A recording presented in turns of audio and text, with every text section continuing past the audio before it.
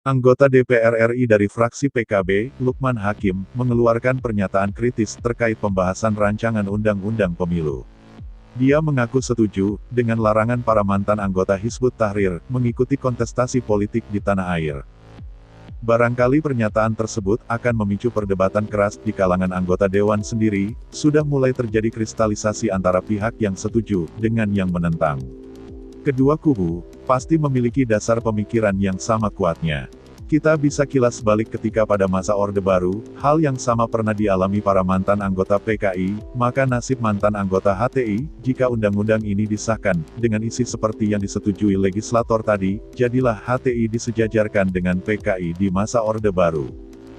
Jika kita mendengar uraian program timeline, milik Denny Siregar, rasanya tidak terlalu keliru jika larangan tersebut diberlakukan. Bagaimana tidak, sudah sejak awal ormas yang bernama HTI ini, menyusupkan para kadernya ke sel-sel terkecil dalam masyarakat, termasuk ke tubuh PNS, militer dan generasi penerus. Mereka kini bahkan sudah tersebar, di hampir semua posisi para pengabdi negara. Sama halnya dengan PKI di masa lalu, ketika mereka telah berhasil menguasai banyak posisi penting, dan bahkan masuk ke lingkaran dalam istana, dengan mudahnya mereka merencanakan kudeta, termasuk kudeta militer. Terlepas apakah karena kecerdikannya atau ada faktor lain, Soeharto berhasil menggagalkan perebutan kekuasaan itu, namun hal yang sama tampaknya sudah dipersiapkan, dengan sangat rapi oleh HTI di era reformasi. Meskipun demikian, ada pembeda yang cukup mencolok dalam hal penanganan PKI di masa lalu, dengan HTI di masa kini. PKI dulu benar-benar ditumpas, hingga ke akar-akarnya, dan para mantannya benar-benar dibungkam. Tak ada isu hak asasi manusia, yang melawan kebijakan pemerintah waktu itu. Sementara untuk HTI, pemerintah cukup hanya dengan membubarkan ormas pro-negara khilafah ini. Meskipun para analis tidak secara terbuka, mengaku bahwa HTI menjadi inspirasi bagi para calon teroris, namun kita tak pula otomatis bisa menafikannya.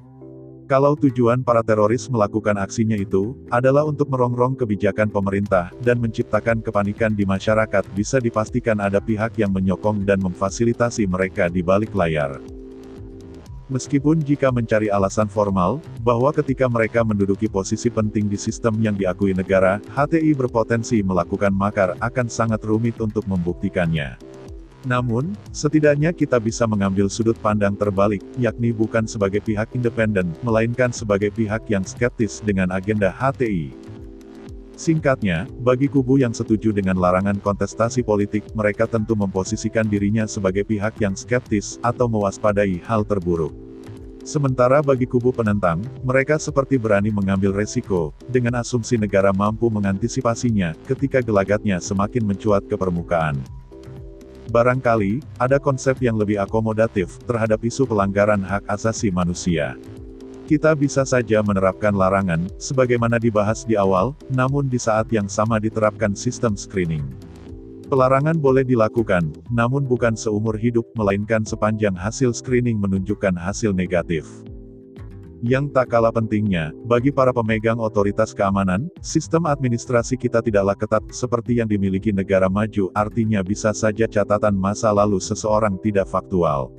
Maka, cara menetapkan seseorang sudah keluar dari catatan negatif, juga harus dilakukan dengan sangat hati-hati. Pengalaman buruk yang terjadi di era Orde Baru, harus menjadi pemikiran kita. Ketika para korban diskriminasi oleh penguasa di masa lalu, dicap sebagai simpatisan PKI, namun faktanya, mereka hanya menjadi korban salah catat, harus pula dicegah ketika memberlakukannya bagi para mantan HTI.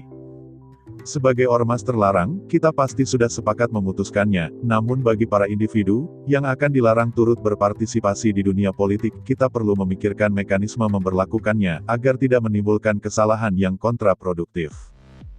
Hal lain yang harus diantisipasi, jangan sampai mereka yang memiliki potensi tinggi dalam berbagai bidang, turut mendapatkan catatan hitam, hanya karena ulah lawan politiknya.